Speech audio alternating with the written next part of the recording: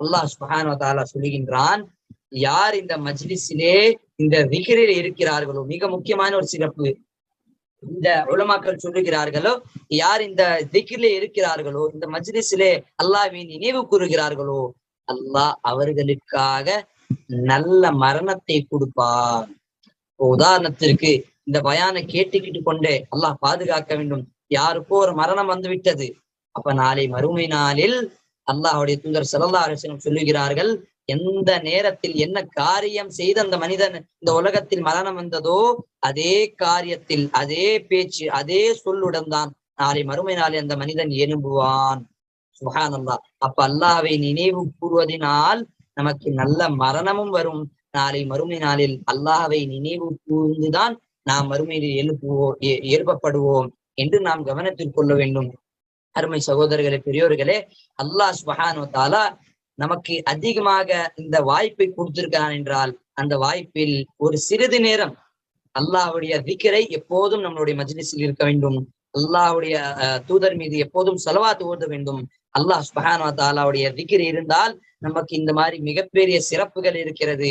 நமக்கு அல்லாஹ்வுடைய அந்த ரஹ்மத் இருக்கும், அல்லாஹ்வுடைய அந்த பாதுகாப்பு இருக்கும். உதாரணத்துக்கு நம்ம பார்த்து இருக்கலாம், டிராபிக்ல எப்பயோ மாட்டி இருப்போம், ஏதாவது ஒரு சிக்கல், யா அல்லாஹ் சுப்ஹானல்லாஹ் அல்லாஹு அக்பர் ஒரு இரண்டு என்ற வார்த்தை சொன்னால் போதும், அதற்கு பிறகு நீங்களே ஆச்சரியப்படுவீர்கள். அல்லாஹ் மிகப்பெரிய ஒரு ஆக்சிடென்ட்லயோ அல்லது உங்களுக்கு ஒரு பெரிய முசீபத்திலிருந்து அல்லாஹ் உங்களை காப்பாற்றிக் கொள்வான். காரணம் என்ன? அந்த நேரத்தில் அல்லாஹ்வை நீங்கள் நினைவு கூர்ந்தீர்கள். அல்லாஹ்வை திக்ர் செய்வதனால் நம்மையும் நம்மளுடைய பிள்ளைகளும் நம்மளுடைய குடும்பத்தையும் அல்லாஹ் பாதுகாப்பான். அதே போல நமக்கு மரணம் வரும்போது அல்லாஹ் அதே நேரத்தில் அந்த திக்ர் செய்யக்கூடிய அதே நேரத்தில் நமக்கு நல்ல மரணத்தை கொடுப்பான். இதுதான் இருக்கக்கூடிய மிகப்பெரிய ஒரு சிறப்பு திக்ர் செய்வதில். அப்ப அல்லாஹ்வுடைய தூதர் ஸல்லல்லாஹு அலைஹி வஸல்லம் சொன்ன இந்த வழிகாட்டின் முறையில் நாம் எப்போதும் நம்மளுடைய மஜ்லிஸில் அல்லாஹ்வை நினைவு கூற வேண்டும். அல்லாஹ்வுடைய திக்ர் நம்மளுடைய நாவில் எப்போதும் இருக்க வேண்டும். இந்த ப்ரோக்ராம் இருப்பதின் காரணத்தினால் அல்லாஹ்வை திக்ர் செய்வது, இந்த ஆன்லைன் ஜூம் ப்ரோக்ராம் இதுவும் அல்லாஹ்வை திக்ர் செய்யக்கூடிய ஒரு மஜ்லிஸ் தான். இது ஆன்லைன்ல நடக்குது. அப்ப தனிப்பட்ட முறையில் எல்லோரும் கலந்து கொண்டு ஆன்லைன்ல போன்ல அல்லாஹ்வை நினைவு கூறுவோம். அப்ப மலக்மார்கள் நம்முடன் இருக்கிறார்கள், நம்மை சூழ்ந்து இருக்கிறார்கள். இப்பயும் நமக்காக மலக்மார்கள் நம்முடன் இருந்து நமக்காக துவா செய்கிறார்கள்.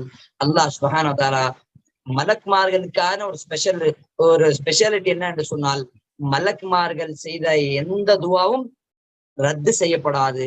எல்லா துவாவும் அல்லாஹ் அங்கீகரிப்பான், கபூல் செய்வான். அப்ப